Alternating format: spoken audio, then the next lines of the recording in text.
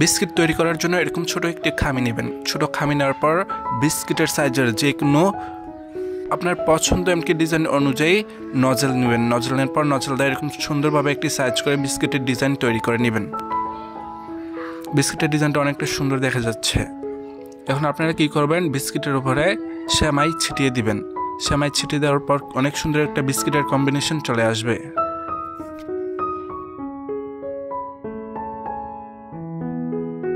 অনেকগুলো বিস্কুট তৈরি করা হয়ে গিয়েছে। এখন আমরা এগুলো ডিশে স্টেপ বাই স্টেপ সাজিয়ে ওভেনে দিয়ে দেব।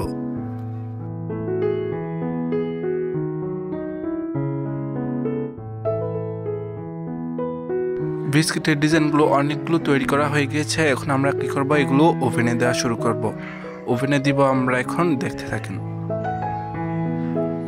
ওভেনে দিয়ে দিলাম। ওভেনে দিয়ে দেওয়ার পর আমরা একটু পরে বিস্কিটগুলো বের করে নেব।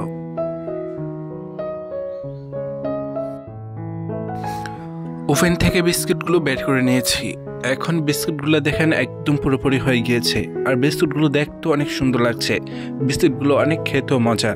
আপনারা অবশ্যই বাসা বাড়িতে ট্রাই করে দেখবেন। বিস্কুটগুলো খেতে অনেক মজা, এমনকি সুস্বাদু। আপনার চাইলে এরকম সহজ পদ্ধতিতে খুব সুন্দরভাবে এমনকি সহজভাবে বিস্কুটগুলো তৈরি করে নিতে পারেন।